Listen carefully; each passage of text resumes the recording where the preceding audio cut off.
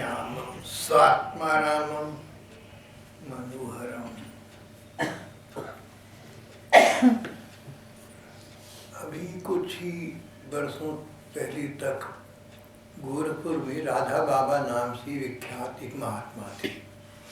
उनके विषय में बहुत कुछ प्रसिद्ध है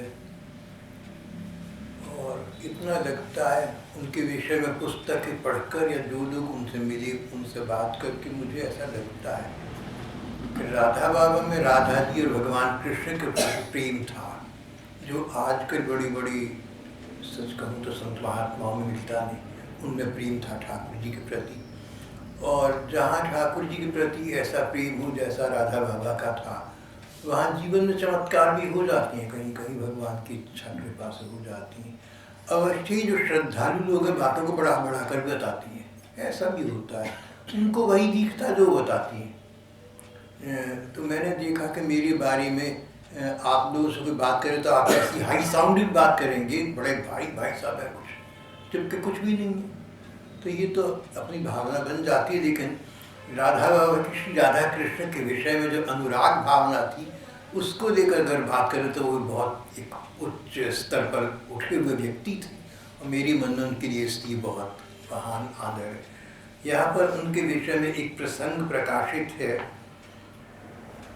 सन 1979 की बात है, 79 जिसके बाद 80 आता है। 79। हाँ जी 79, तो हिंदी बोली ना।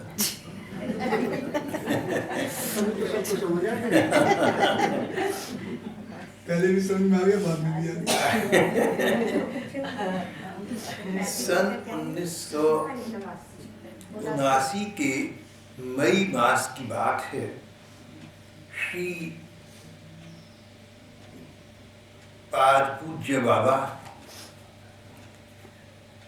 एकांत वातावरण में प्रातः काल के समय अपनी कुटिया की चौकी पर बैठे हुए थे, शांत मुद्रा में थे। उस समय एक भक्त और श्रद्धालु श्री भीमसेन चोपड़ा उनके दर्शन करने आए। श्री भीमसेन चोपड़ा का गीता वाटिका से राधा बाबा के सर्कल से, उनके परिसर से बहुत घनिष्ठ परिचय था। वो करता धर्ताओं में से एक थी। भीमसेन चोपड़ा जी वृंदावन बहुत आया करते थे, और 2-4 वर्ष पहले उनके दर्शन मुझे भी हुए थे। तो उन्होंने अब तो उनका शरीर नहीं रहा, लेकिन जाने से पहले मुझे वो वृंदावन में दर्शन दी गई और मुझे उनसे मिलकर भी अच्छा लगा था। वो तब तक बहुत बदल चुके थे, लेकिन जो भी भगवत भक्त थी।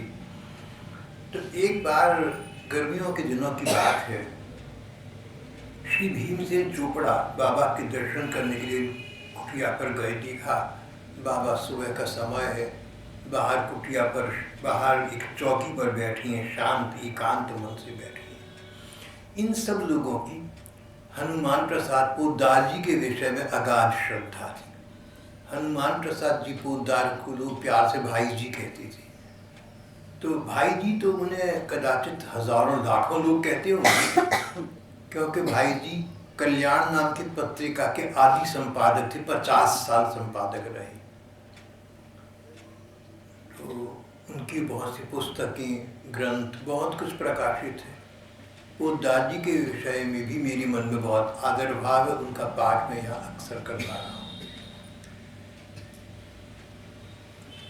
पोद्दार जी का, भाई जी का जो प्रवचन होता था उसको लोग रिकॉर्ड कर लेते थे, और उसकी कैसेट्स बन गई जो टेप रिकॉर्डर पर सुना करते थे। भीमसेन चोपड़ा जी भाई जी की कैसेट सुनते थे टेप रिकॉर्डर पर, जिसमें भगवान के नाम की महिमा हो या इस प्रकार की भगवत चर्चा हो। साथ साथ नाम जप भी करते थे, महामंत्र का जप करती रहती थी, राम राम हरि हरि, कृष्ण कृष्ण हरि हरि।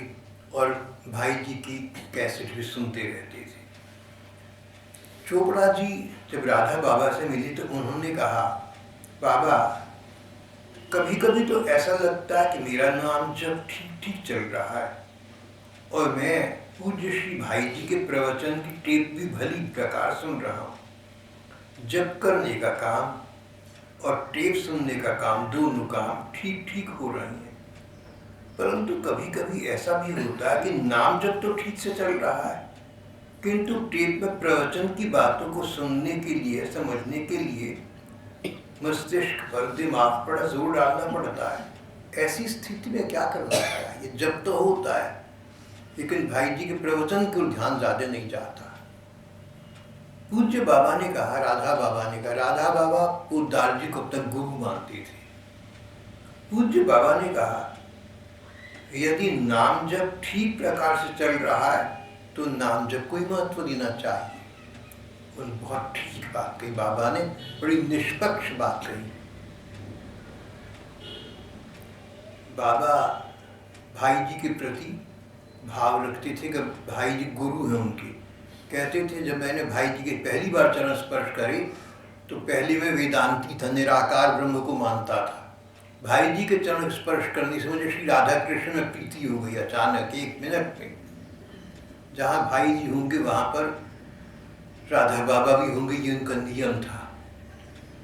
इतनी भाई जी के प्रति श्रद्धा के बावजूद बाबा ने बड़ी ठीक बात कही, अगर आप भाई जी के प्रवचन सुनते हैं और नाम जप भी करते हैं, उस समय अगर आपका ध्यान प्रवचन में न जा सके, नाम जप में अधिक लगा रहे, तो ये ठीक स्थिति है।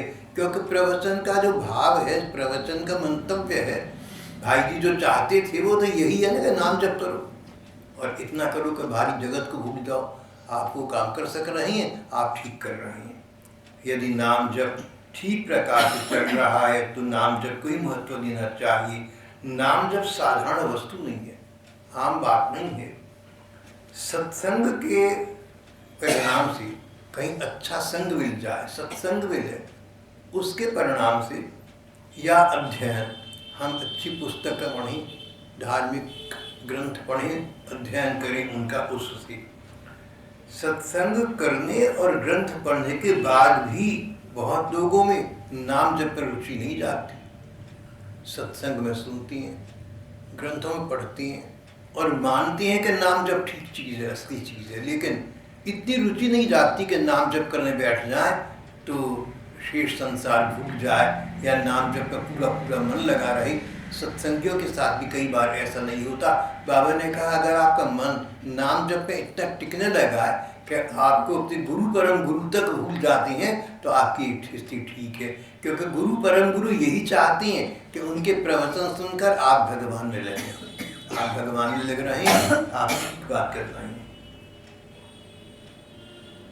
प्रवचन के श्रवण द्वारा साधक जीवन की भूमिका का निर्माण होता है।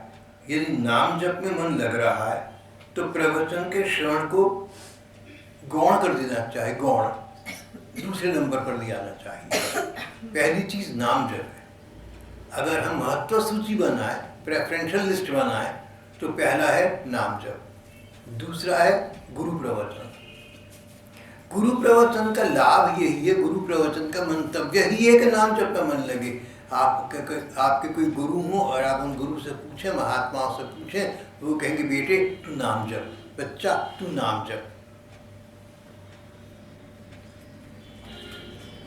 एक श्रद्धालु था, महावीर स्वामी का, संसार छोड़ दिया, परिवार छोड़ दिया, भिक्षु बन गया और फिर महावीर स्वामी के पास आया, उनसे उपदेश ग्रहण किया, बड़ा प्रभावित हुआ।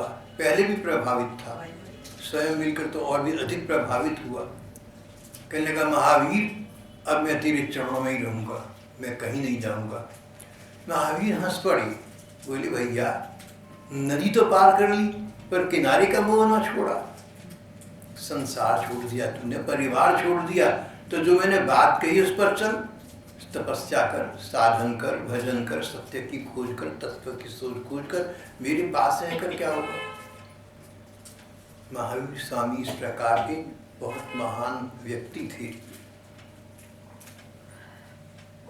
नाम जप में मन लग रहा है तो प्रवचन के श्रवण को गौण कर देना चाहिए, गौण कर देना चाहिए, आनुषंगिक कर देना चाहिए, सेकेंडरी कर देना चाहिए। बाबा ने अपने विषय में बताया कि मैं श्रीमद् भागवत का पाठ करता हूँ, मेरा नियम है, 12 अध्याय रोज पढ़ता हूँ। तो कहने लगे उस दौरान मुझे कई बार भगवान कृष्ण का ध्यान आता और ऐसा लगता कि साक्षात भगवान खड़े हैं, मानो श्री कृष्ण के दर्शन हो रहे हैं। ऐसा अक्सर होता था। तो ऐसी दशा होने पर जब ये स्थिति आई कि श्री कृष्ण सामने है, तो भागवत का पाठ तो अधूरा रह गया, खंडित हो गया, छूट गया, एक श्री कृष्ण रह गए। बाबा बोले, मैंने इस बात को प्रधानता दी कि भागवत का तो मंतव्य ही है कि हम श्री कृष्ण में खो जाएं। अगर वो मेरे साथ हुआ है तो बहुत अच्छा हुआ। मैंने ये चिंता नहीं करी कि भागवत तो खंडित हो जाएगी, अब क्या होगा। खंडित नहीं हुई। पिबत भागवत रसमालयम, भागवत के ग्रंथ का अध्ययन तब तक करते रहो जब तक भागवत के रस में डूब न जाओ। भागवत के रस का मतलब भगवान का रस, भगवत प्रेम का रस, श्री राधा कृष्ण का रस। ये स्थिति नाम जप में मन लगना या भगवान का भाव नयनों से दर्शन होना बड़ी प्रगाढ़, बड़ी गूढ़ी स्थिति है। बाबा ने कहा ऐसी प्रगाढ़ स्थिति उपलब्धि में नाम जप ही प्रधान कारण है। नाम जप से वस्तु साधारण नहीं है, करना ही चाहिए।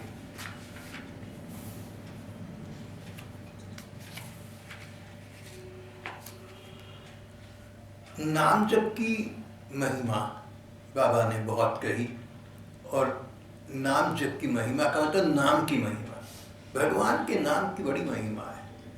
उस महिमा को हम समझें और उसके अनुसार अपना व्यवहार करें तो बहुत लाभदायी होगा, बहुत अच्छा होगा। बाबा के साथ एक बार ऐसी घटना स्वयं घट गई। एक बार पदगान चल रहा था, बड़े बड़े संतों ने, मीरा जी, सूरदास, अष्टछापाली, इन्होंने श्री राधा कृष्ण के प्रेम में बहुत अच्छे अच्छे भजन पद लिखे हैं, उनका गायन चल रहा था। कोई व्यक्ति बाहर रेते पर राधा नाम लिखकर चला गया। कुटिया के सामने बालू फैली हुई थी, रेता फैला हुआ था, उस रेते पर उसने अपनी अंगुली से लिख दिया था राधा। पदगान का कार्यक्रम समाप्त हुआ। बाबा की दृष्टि उस शब्द पर पड़ी। उनकी निगाह में आते ही बाबा वहां जाकर बैठ गए और कभी आंखें मीच कर बैठे रहते, कभी बीच में आंख भी खोल लेते। तो एक सज्जन थे जो रास्ता में बचपन में ठाकुर जी बना करते थे, तो लोग उनको ठाकुर जी ही कहते थे। अब तो बड़े हो गए थे लेकिन सुंदर थे, प्यारी सी थी, और हम लोगों का जो वृंदावन कभी कभी जाते हैं उनके साथ बहुत अच्छा परिचय था। हमारी तो समझिए घर के सदस्य थे। तो एक बार उन्होंने बाबा से पूछा कि बाबा आप बाहर बैठ गए, कुटिया के बाहर बालू में रेते में बैठ गए, क्या समस्या उपस्थित हो गई, क्या बात बिगड़ गई जो आप यहाँ बैठ गए। बोले क्या बताऊं, बड़ी उलझन सामने आ गई है। तो उन्होंने कहा कि बाबा क्या हुआ। बाबा बोले देखो, किसी ने रेते पर राधा नाम लिख दिया और लिख करके चल दिया। अब यदि किसी का पैर पड़ जाएगा तो कितना बुरा होगा। जिसने लिखा उसने नाम की महिमा नहीं समझी, उसने लापरवाही में या बेकार में एक गलत काम कर दिया। जब तक मैं इसका हल न कर दूं तब तक भैया मैं यहीं बैठा रहूंगा। तो वो भैया जो उनके श्रद्धालु थे घनश्याम जी, उन्होंने कहा बाबा मैं बैठा रहता हूँ, आपके स्थान पर मैं बैठ जाता हूँ। बाबा झुंझुलाए, बोले तुम्हारे बैठने से क्या बात हो जाएगी, तुम्हारे बैठने से क्या होने वाला है, और तुम कब तक बैठे रहोगे, केवल बैठना कोई हल है।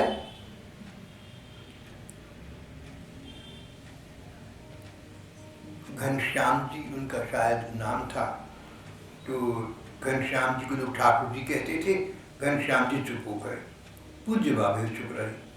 कुछ देर तक दोनों चुपचाप बैठी रहे।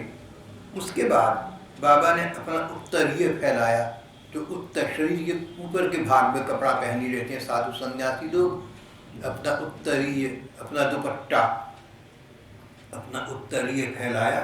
उन्होंने अपने उत्तरीय के आंचल में सारा रीता जहाँ राधा नाम लिखा था बटोर लिया और उसमें रख लिया। उसे लेकर वे झोंपड़ी के भीतर गए। वहाँ तुलसी जी का एक गमला था। पूज्य बाबा तुलसी जी का पूजन और वंदन नित्य किया करते थे। उस गमले के चारों ओर बाबा ने उस बालू को फैला दिया, रेता फैला दिया। बाबा की इस राधा नाम की निष्ठा को देखकर घनश्याम जी का हृदय बड़ा विभ्वल हो रहा था। वे मन ही मन सराहना करने लगे कि नाम जब तो उसी व्यक्ति का है जिसको नाम की महिमा का इतना बोध हो। कुछ समय व्यतीत हो गया।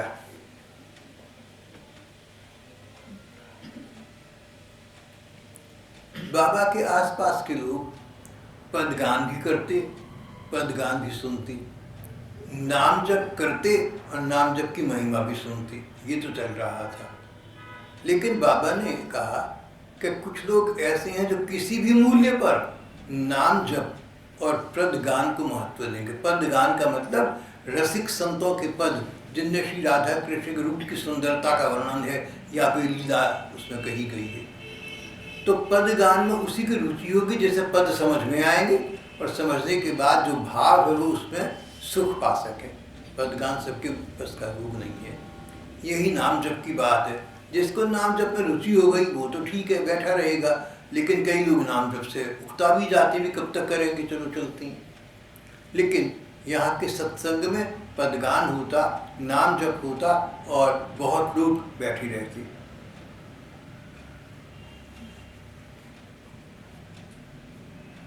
श्री कृष्ण और श्री राधिका जी के पदों का गायन करना और श्रवण करना जीवन का जीवन है। इसमें ठाकुर जी की लीला को उद्दीपन प्राप्त होता है, लीला में मन लगता है और लीला में निमग्न होना दिन पर दिन गहन होता जाता है।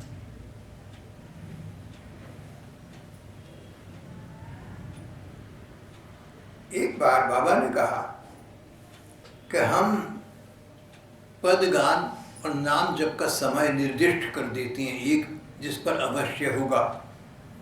रात के 2 बजे से प्रातः 4:30 बजे तक।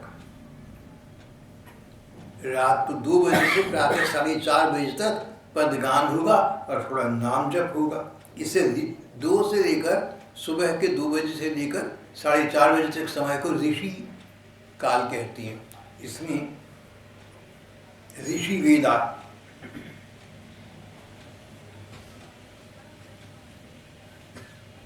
अब इस ऋषि वेला में इस समय, जब ऋषि वेला का मतलब 2 बजे से लेकर 4:30 बजे तक का रात का समय, तो रात के समय जो भगवान राधा कृष्ण के भक्त हैं, बड़े बड़े ऊंचे ऊंचे महात्मा संत हुए हैं, वो लोग रात को 2 बजे से उठ जाते हैं और 4:30 तक भ्रमण करते हैं। जो लोग जीवित हैं, शरीर में हैं, वो भी करते हैं, और जिनका शरीर छूट गया उनका आत्मस्वरूप वो अपने सूक्ष्म रूप से वातावरण में रहकर इस प्रकार अपना मन ठाकुर में लगाती हैं। वो लोग एक प्रकार के सिद्ध संत हो गए। अगर हम भी उस समय उठकर 2 बजे उठकर 4:30 बजे तक नाम जप करें, पद गायन करें या किसी अन्य रूप में भगवान का भजन करें, तो उन संत महात्माओं को जो वातावरण में घूम रहे हैं, उनका स्पर्श है, उनका जो लाभ है, हमें प्राप्त अपने आप हो जाएगा। जैसे कोई आदमी बंद कमरे से निकलकर बाहर खुले में जाकर बैठ जाए, तो खुले में चांदनी छिटक रही है या ठंडी हवा चल रही है, उसको सुख अपने आप मिल जाएगा। इसी प्रकार रात को 2 बजे से लेकर 4:30 बजे तक का समय बाबा ने कहा ऋषि वेला है, ये तो सर्वोत्तम समय में हम इसमें पदगान करेंगे। बाबा ने अपने अंतरंग जनों से कहा कि एक तो ये समय ऐसा है, ऋषि वेला है, और दूसरे इसमें वही लोग आकर बैठेंगे जिनकी इसमें घनिष्ठ रुचि है। 2 से लेकर 4:30 तक वही सत्संगी आएंगे जो कि इसका महत्व जानते हैं, जो चाहते हैं कि किसी समय चाहो बुला लो, सब नहीं आएंगे। बाबा की बात ठीक थी। अगर दिन के समय 100 लोग आते हैं और 2 से 4:30 तक का समय रखो तो शायद 20-25 आए, और अगर कहीं रोज करने लगो तो शायद 10-15 रह जाए। जो भी लोग रह जाएंगे, चाहे 25 हो, चाहे 15 हो, चाहे 2 हो, चाहे 1 हो, वो लोग प्रगाढ़ तो होंगे, गूढ़ गति को प्राप्त तो होंगे, और उनको उस बात का लाभ भी प्राप्त होगा। भगवान देखेंगे कि अरे 2 बजे से लेकर 4:30 बजे जब दुनिया सो रही होती है, सांसारिक लोग संसार में लगे होते हैं, ये मेरे में लगे हुए हैं, तो ऐसे भक्त को भगवान भी अवश्य ही कहीं अधिक फल प्रदान उसके भजन का करेंगे। भजन का फल कई गुना अधिक हो जाएगा।